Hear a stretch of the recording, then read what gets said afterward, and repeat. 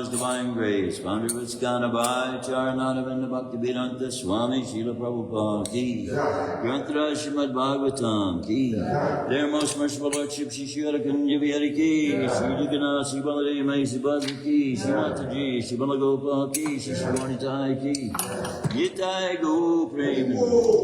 All goodies to the assembly. All goodies to the assembly. All goodies to the assembly. All goodies to the Lord's feet of Shri Guru and Shri Guru. Om Namo Bhagavate Vasudevaya. Om Namo Bhagavate Vasudevaya. Om Namo Bhagavate Vasudevaya. Om Namo Bhagavate Vasudevaya. Narayanam Namaskritya Naram Chaiva Narottamam Devim Saraswatim Vyasam Tato Jayam Udiraya Nasta Prayeshu Bhadreshu Nityam Bhagavata Sevaya Bhagavati Uttama Shloke Bhaktir Bhagavati Naistaki. Reading from Shrimadbhagavatam, Canto 1, Chapter 13, Text 56. 56. Dwasta Maya Gunadarko Dwasta Maya Gunadarko Nirudha Karanasaya Nirudha Karanasaya Nivartita Kilahara Nivartita Kilahara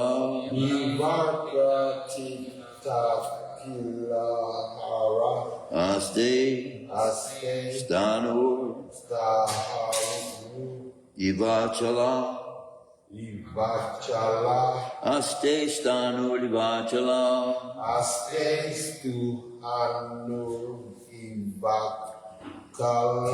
Tasyantarayo Mai Babhu Tasyantararo Mai Babhu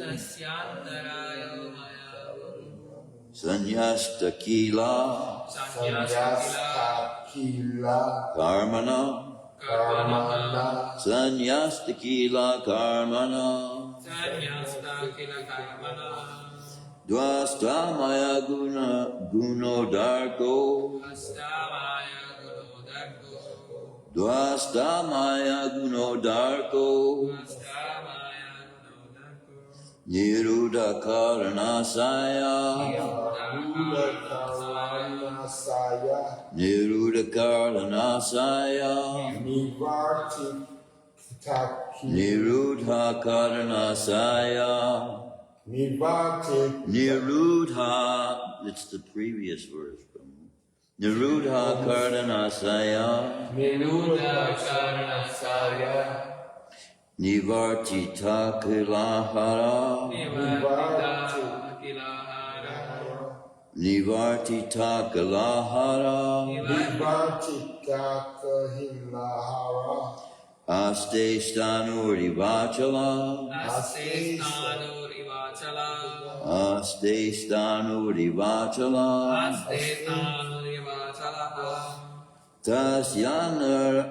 Tasyantarayo Mavyabhu Tasyantarayo Mavyabhu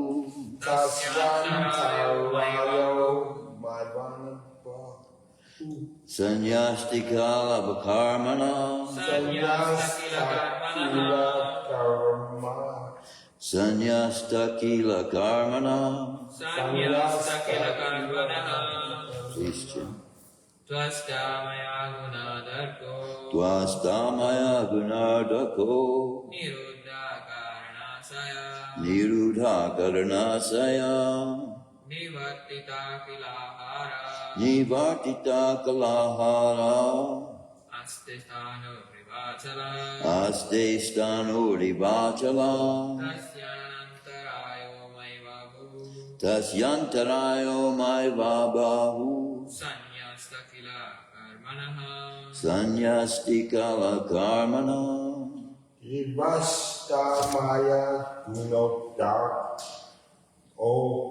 Dwastamaya Guno Darko Niruddha Karanasaya Niruddha Karanasaya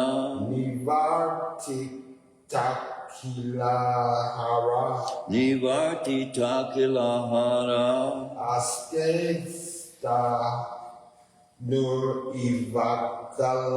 Aste Stanur Ivachala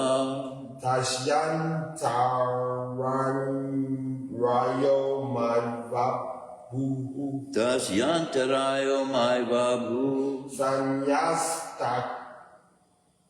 Kila Karmana Sanyasta Kila Karmana Dwasta Maya Gunam Darko Niruddha Karana Sayani Vartita Kilahara Aste Stanu Rivajala Tasyantarayo Mai Babhu Sanyasta Kila Karmana Dwasta being destroyed. Maya Guna the modes of material nature. Udarka after effects. Niruddha being suspended. Karana Asaya the senses and the mind. Nivartita stopped. Akila all. Ahara food for the senses. Aste is sitting. Stanu immovable. Eva like. Achala fixed. Tasya is. Antaraya hindrances. Ma Eva never like that. Abhu be. Sannyasta renounced. Akila all sorts. Karmana material duties. Dwasta Maya Guno Darko Niruddha Karana Sayani Vartita Kilahara Stestanu Varivachala Tasyantarayo Mai Babhu Sanyasta Kila Karmana. Translation and purport by His Divine Grace Abhay Charanananda Bhaktivedanta Swami Srila Prabhupada. We will have to suspend all the actions. He will have to suspend all the actions of the senses, even from the outside, and will have to be impervious to interactions of the senses, which are influenced by the modes of material nature. After renouncing all material duties, he must become immovably established beyond all sources of hindrances on the path. Please repeat. He will have to suspend all the actions of the senses. Even from the outside. And will have to be impervious. To interactions of the senses, which are influenced by the modes of material nature. After renouncing all material duties, he must become immovably established beyond all sources of hindrances on the path. He will have to suspend all the actions of the senses, even from the outside, and he will have to be impervious to interactions of the senses, which are influenced by the modes of material nature. After renouncing all material duties, he must become immovably established beyond all sources of hindrances on the path. Purport. Dhritarashtra had attained by the yogic process the stage of negation of all sorts of material reaction. The effects of the material modes of nature draw the victim to indefatigable desires of enjoying matter, but one can escape such false enjoyment by the yogic process. Every sense is always busy in searching for its food. And thus the conditioned soul is assaulted from all sides and has no chance to become steady in any pursuit. Maharaj Yudhisthira was advised by Narad not to disturb his uncle by attempting to bring him back home. He was now beyond the attraction of anything material. The material modes of nature, the gunas, have their different modes of activities. But above the material modes of nature is a spiritual mode, which is absolute. Nirguna means without reaction. The spiritual mode and its effect are identical. Therefore, the spiritual quality is distinguished from its material counterpart by the word nirguna. I'm going to repeat that. The spiritual mode and its effect are identical. Therefore, the spiritual quality is distinguished from its material counterpart by the word nirguna. After complete suspension of the material modes of nature, one is admitted to the spiritual sphere. An action dictated by the spiritual modes is called devotional service or bhakti. Bhakti is therefore nirguna, attained by direct contact with the Absolute. Om Jnanatimanandasya Gyananjana Shalakaya Chakshusrimilitam Yena Tasmai Shri Gurave Namaha.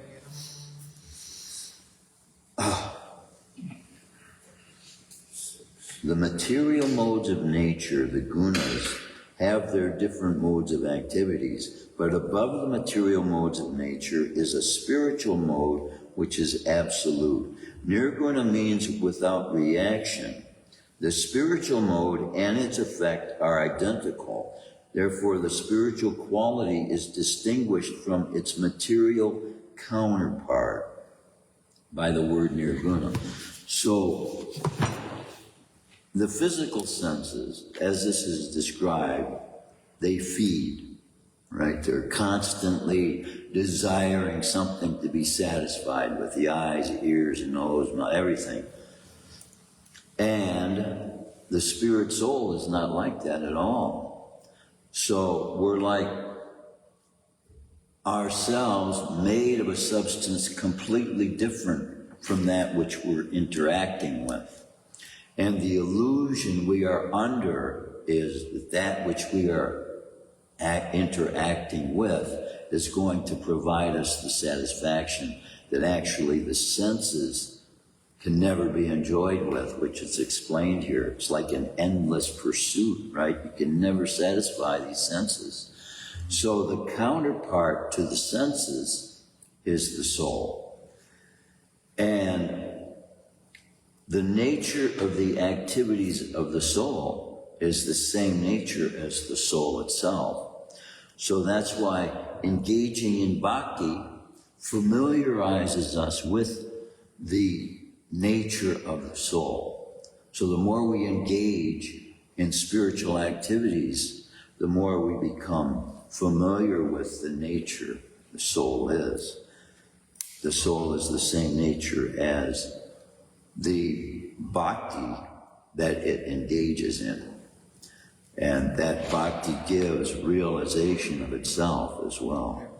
And so, as Srila Prabhupada points out here, the act of bhakti and the spirit soul are not different.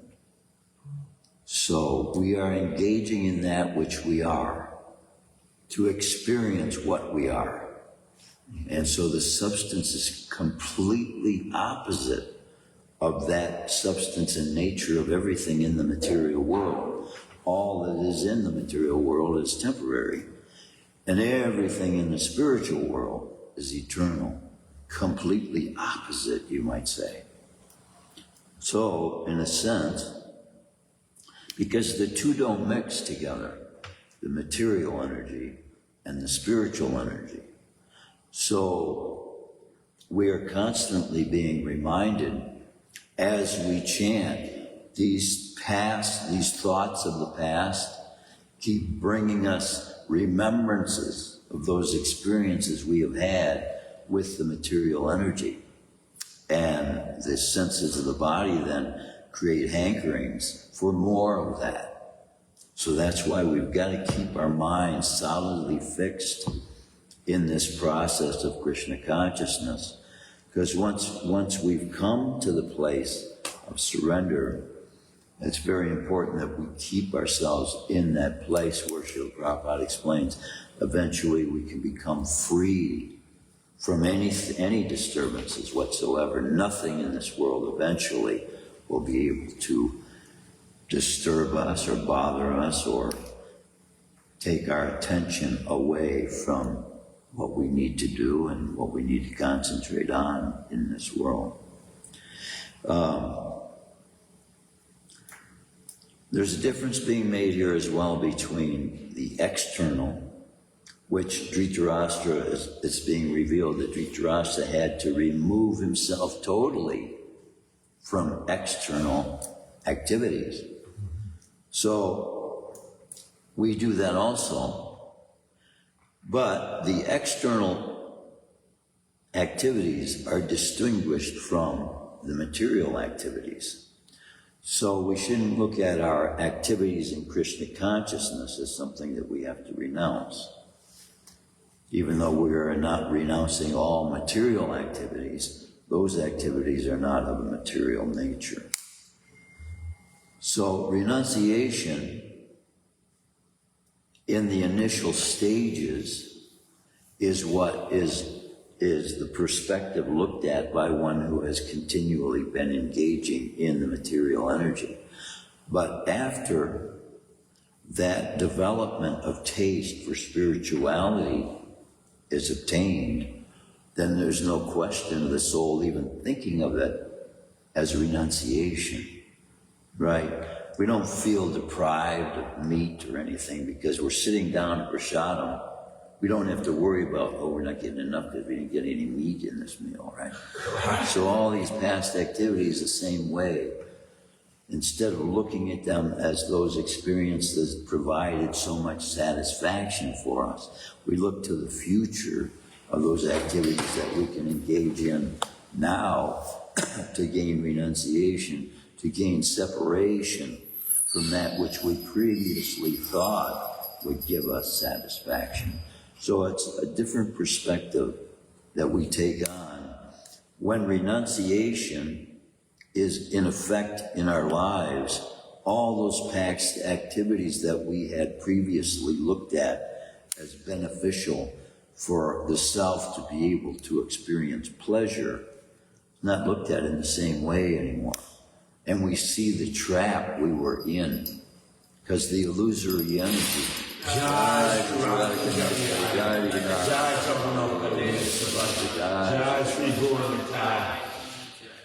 The illusory energy of the material world gives us the belief that it is the material energy.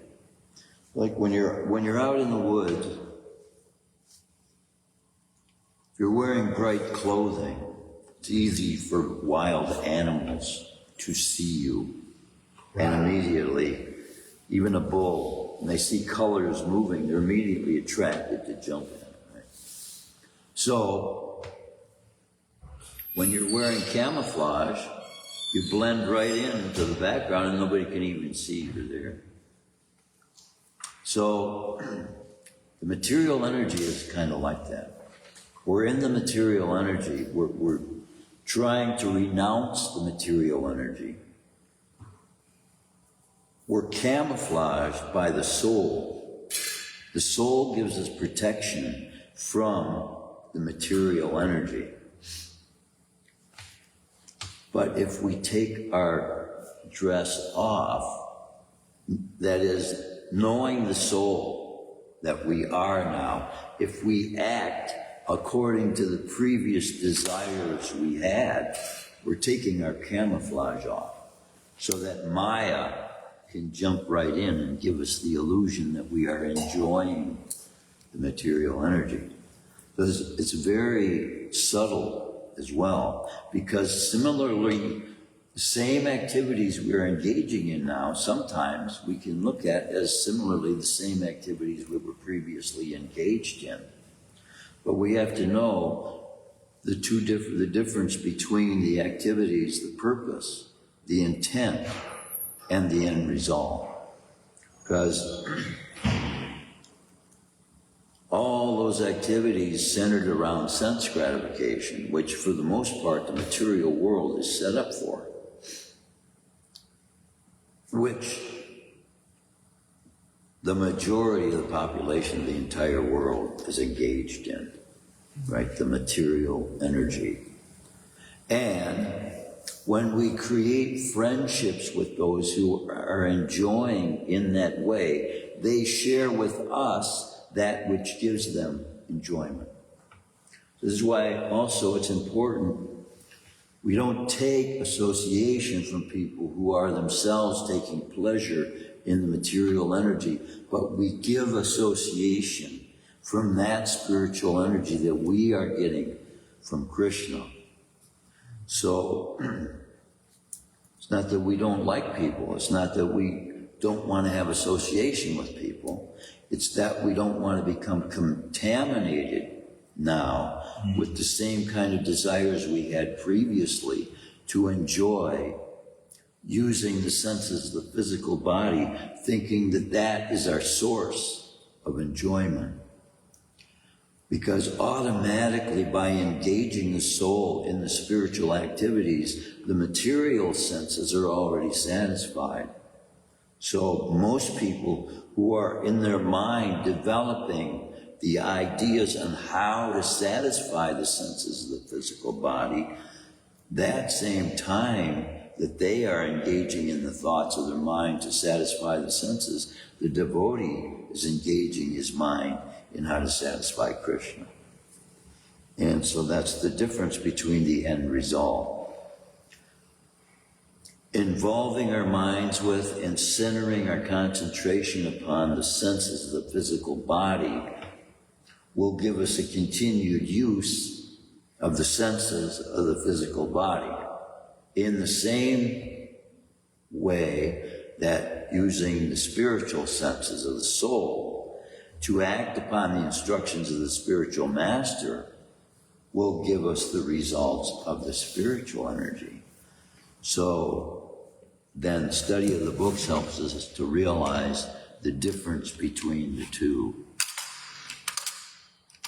I'm surprised now to see how long people can be in the Krishna conscious movement and still not know the superiority of the chanting of the Maha Mantra as compared to any other sound vibration there is. There is no comparison. And Krishna is giving in this age, special to every other age, the most abundant use of his own spiritual energy by giving us this very most personal mantra that he himself has endowed with his very own personal energy. I don't want to go deep into the conversations I had yesterday, but I could hardly believe my ears when I was hearing people quote Srila Prabhupada as saying that you can chant whatever you want. That's not true. You can't chant whatever you want and get the same result. And if you think you can, you will end up with what we are trying to be saved from. You will end up with what we are protecting ourselves from, what protection Krishna is giving us for the protection we need, because this age that we're living in being the most fallen, that is that all the inhabitants of the planet are engaged directly in the energy working exactly opposite of that which the conclusion of the Supreme Lord is, giving us the realization of what he wants to help us do to open people's eyes and their consciousness up to the significant importance of knowing the difference between spiritual and material. And the only thing Krishna is explaining constantly, the only thing that's going to give us that ability is this chanting of the Maha Mantra. The Maha Mantra. This mantra is unique to all other sound vibrations. And Krishna has put all of his spiritual energies in this Maha Mantra. So we can't, no matter how long we are on the path, we can't minimalize what effects this mantra has upon the soul to completely free the soul from millions and millions and millions, not years, millions and millions of lifetimes, millions of lifetimes we have been on planets very similar to this. And now we can be brought to the understanding that we can continue doing that, exposing ourselves continuously to birth, death, old age, and disease by, in our minds, not adjusting in our minds the means we are going to find pleasure in this world. We have to adjust. We have to know that pleasure comes from association with Krishna. And that is the real pleasure we're all looking for. We're all looking for pleasure. We're looking for satisfaction. We're looking for happiness in everything we're looking for. But the problem is we don't know how to find it. And that's why the pursuit continues. And that's why all human beings are going about their everyday businesses in pursuit of that very thing we have access to, Krishna consciousness. Krishna consciousness is the divine experience of absolute, pure love that is all-powerful, all-controlling. And everything the soul is desiring and lacking and needing is this Krishna consciousness and this connection with Krishna. If this connection with Krishna is not in our minds the most important thing to pursue, we will be led away by some other illusion appearing to us as some bright thing to run after in the wild, rather than being clothed with Krishna's protection.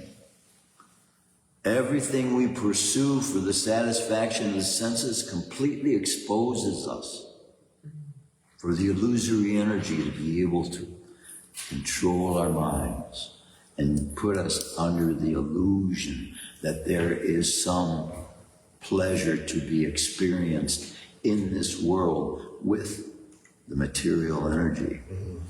Like a young boy trying to entice a woman. The material energy is enticing us. Come with me.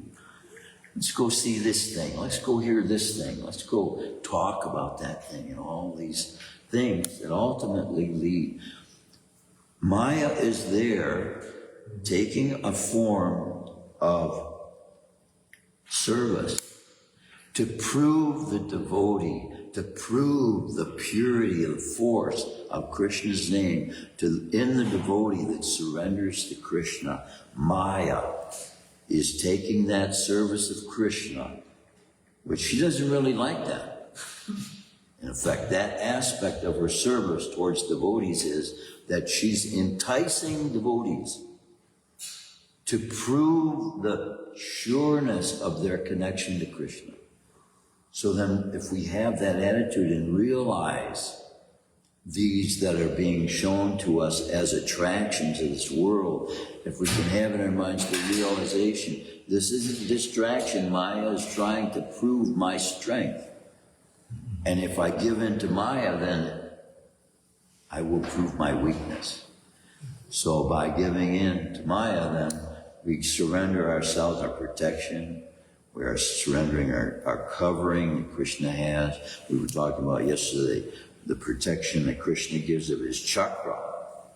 As soon as you, it is said in Bhagavatam, as soon as you surrender to Krishna, Krishna's chakra is there to protect you. Now, think about this. Why would we need the chakra? Why do we need the chakra? If the material world is not so powerful. But How powerful is that chakra? There is no other weapon more powerful than Krishna's own chakra. But in the statement that we need the protection from the chakra, think about that, reveals how powerful the influence of this material world is. And so, wow, how many years now? Dhritarashtra had been, for his entire life, using the ability of his to manipulate the material energy, just like we as well, until we come to Krishna consciousness, until we fully surrender. We're using the material energy to try and get something out of it that's not there to get. And so just like putting your hand in a pocket with a hole in it, there's nothing there to grab.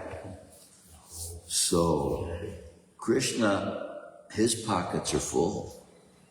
And he wants us to be able to know from him the protection he has for us. And the fact that he's giving us this protection means that we have to know we need to be protected.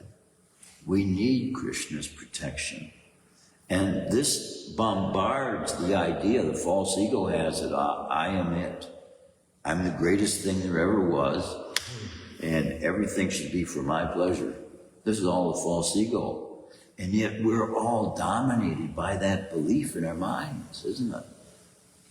I'm the most important thing for me to care about. If I don't care about myself, then nobody else is going to care about me.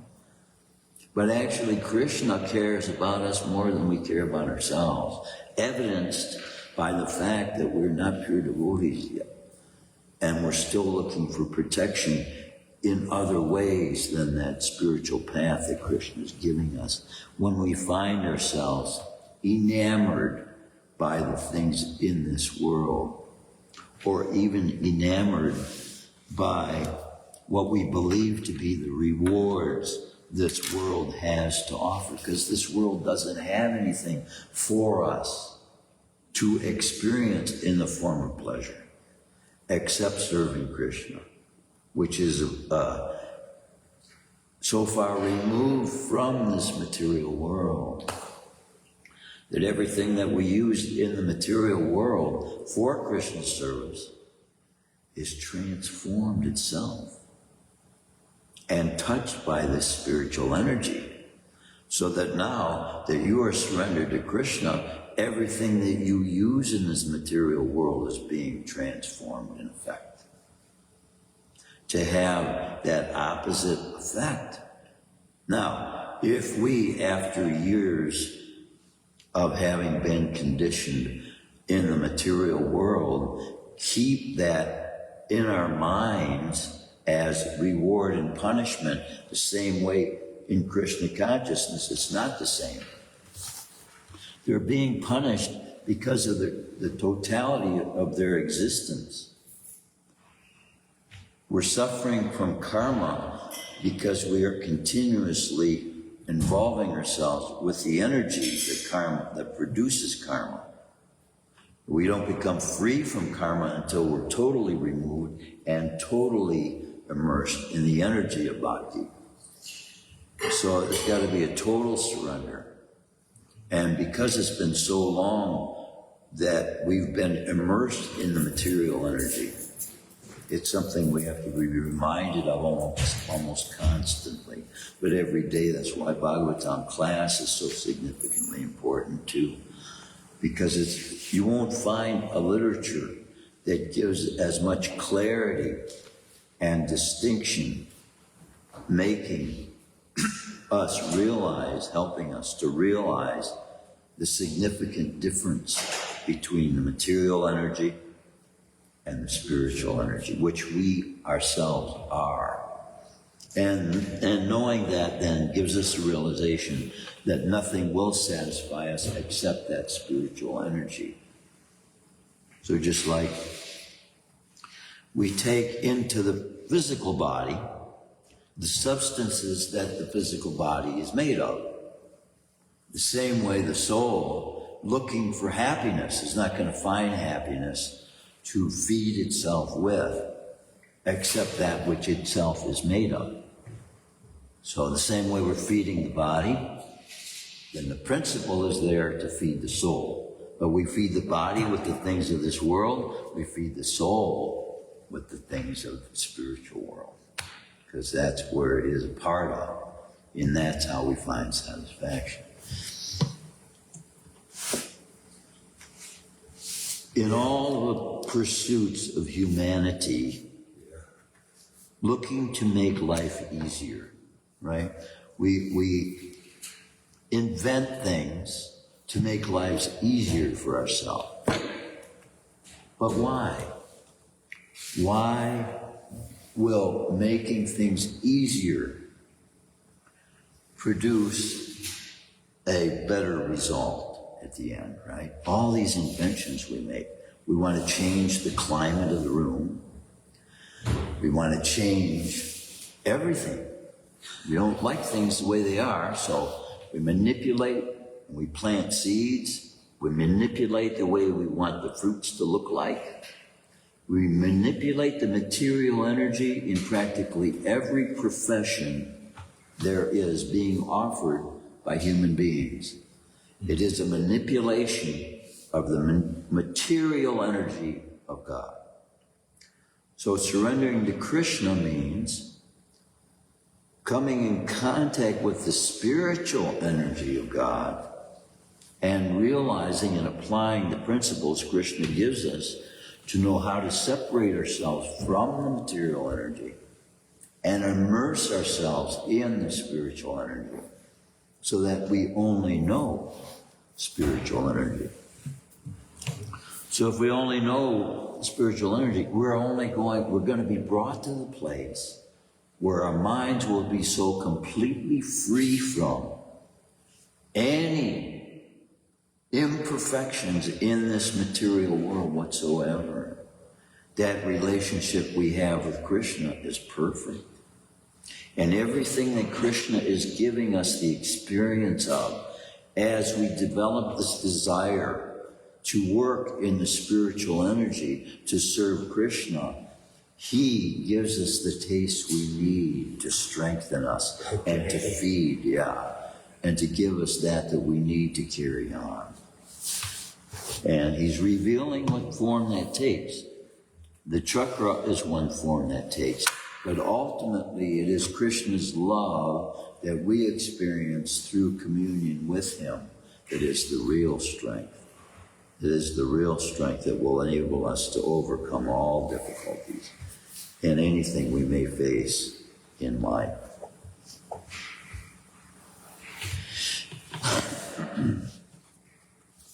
Like that,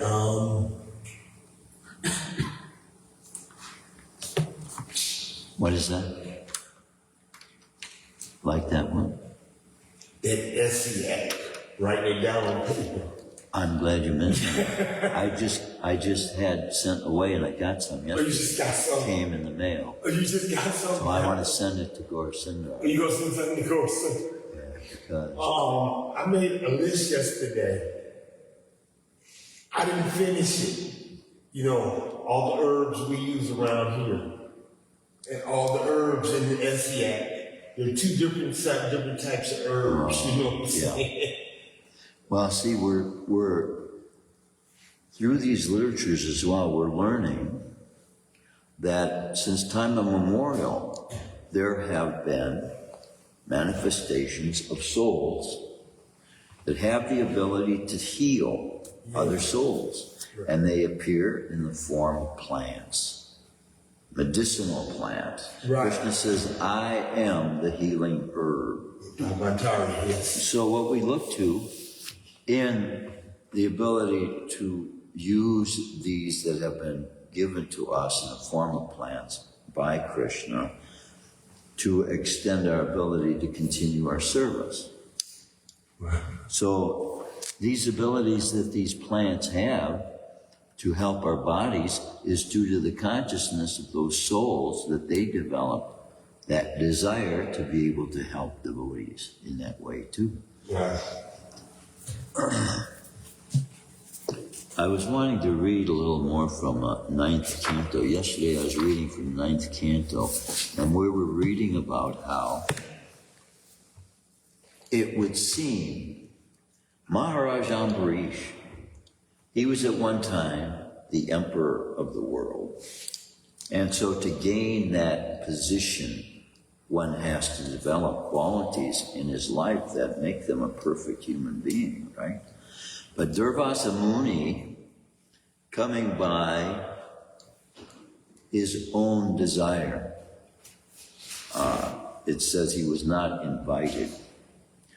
But he came, Maharaj Ambarish was performing sacrifices, and he had performed a vrata, an Ekadasi vrata, and he was very particular at wanting to honor Durvasa Muni, his presence, and not to take food before a more elevated soul.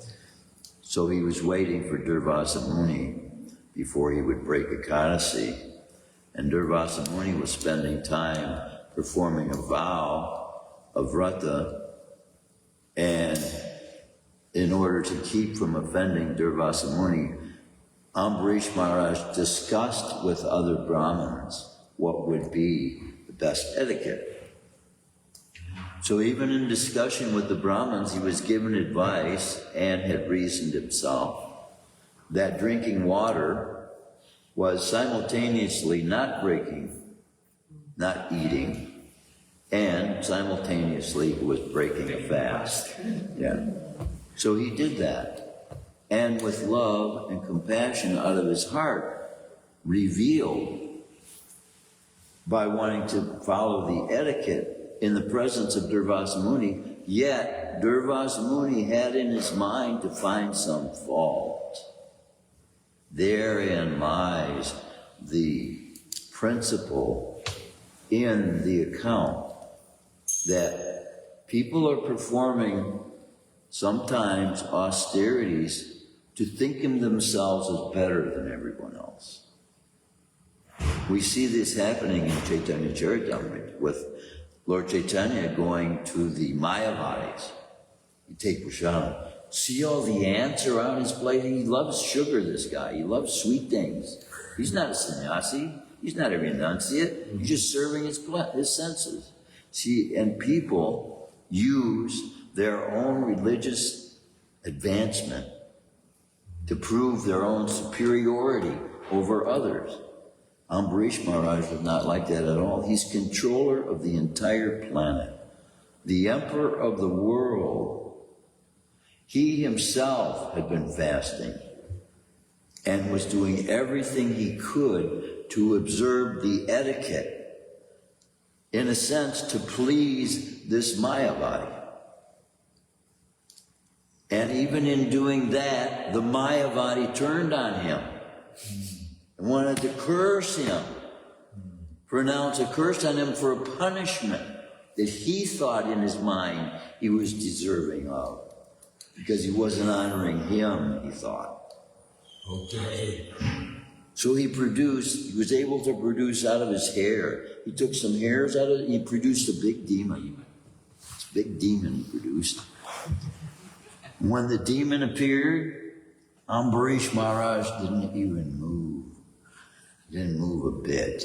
He wasn't afraid of this big demon at all. And Durvasa Muni then found out that bringing upon a devotee this kind of a punishment actually fires back.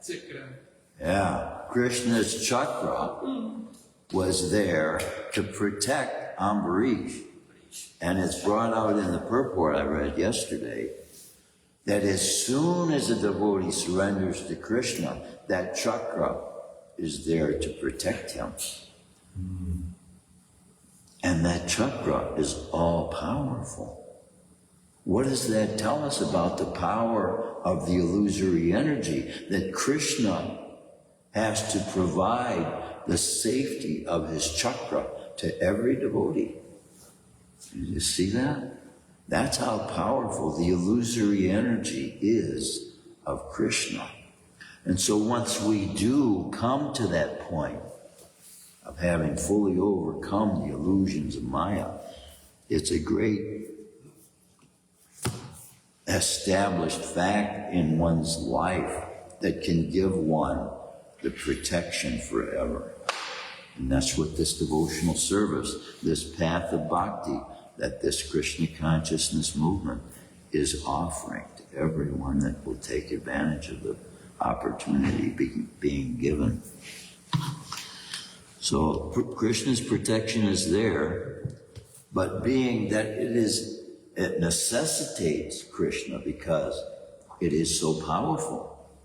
And if we take lightly the illusions of this material world, it will be very easy for us to be lured into that energy that has caused us now to require freedom from the bondage that we've been brought under the control of. Everything, every sense has its own standards that the human being kind of forms in his mind as the way he wants that sense to be satisfied. Mm-hmm. Some people like sweet, some people like savory, some people like salty, some people like spicy. Mm-hmm. All these things are different grades of experiences that the physical body has developed through its experience and exposure with that. Now, the fact that it is an illusory energy also brings with it the realization that all of our estimations about these things that are favorable for us are not necessarily based on absolute truth. So you read Ayurveda, and you come to find out a lot of the things that you have devised in your mind that is favorable to your senses, to your tongue, is not necessarily good for your heart, or not necessarily good for your bloodstream. Built into the process of Krishna consciousness, when devotees are applying the precepts given at the establishment of this process, the beginning of the universe, then we automatically have incorporated into our lifestyle that foodstuff which gives us the kind of health we're looking for. But even with that, in this age, because we are born at a time in which the majority of people on this planet are not serving God, all the products they are producing are contaminated. And because, for the most part, this agricultural field that people have gotten themselves involved with, and they have so developed methods for producing the kind of vegetables based on their ideas of what is perfect for the human being, then we have, as a result, foods, fruits, and vegetables that are lacking what they need for the human body to be perfectly replenished with the things it needs. So, on the one hand, devotees should not have to bother their minds with the physical well-being of their own ability to function in this world, because it's all provided for in the diet we take part in. But on the other hand, because the material energy has been so manipulated by people who do not know what they're doing, now we have introduced to society so many diseases that previously didn't even exist. And we see 300 years ago, when the settlers were first coming here, 250 years ago, 200 years ago, they were bringing with them, by their lifestyles, diseases that didn't exist on this continent before. They had like yellow fever, smallpox, a lot of these different things. And this was all because of lifestyles. It wasn't until about maybe 75 or 100 years ago that they came to realize that a lot of problems that were being caused by even medical treatments were being caused because instruments were not being boiled or cleaned or sterilized, as we call it. And this is all common knowledge in Ayurveda, which was the original form medicine took as given by Krishna, the Supreme Person himself, who himself allows these souls to manifest on this planet for the well-being of all other living entities. Now we have some plants specifically, just like we have some individuals who are devoting their lives specifically to one aspect of life. Right? Maybe how to produce a certain crop, right? So they specialize on that one specific area of human production. Similarly, these plants and these herbs that were previously in human form in some cases, the attention of their consciousness was specific to deal with certain areas that they were finding themselves capable of dealing with in their lives. So we have the same thing in doctors. Today, doctors, some will specialize on the ear, eyes, nose, and throat. Others will specialize on the brain. Some will specialize on the heart. And like that, human beings develop in their minds abilities according to their desires, according to their environmental circumstances. So when these plants come to being to the stage of life where they are plants, by their previous attachment to wanting to help other human beings, Krishna lets this manifest as a form of healing for other human beings in the future. So these plants that specialized on specific areas, then they gain the abilities in their production of their foodstuffs for human beings, in some cases to be able to better see, in some cases to be able to hear better, in some cases for blood flow to work better. So many things and millions of possibilities in the physical body that all need to be cared with and dealt with. That is all. Krishna consciousness solves all the problems of human digestion, human existence in its original form. But see, as devotees, we come previously also having been exposed to habits that we formed ourselves in the material use and the manipulation of material energy that we carry with us into Krishna consciousness that also have to be worked out.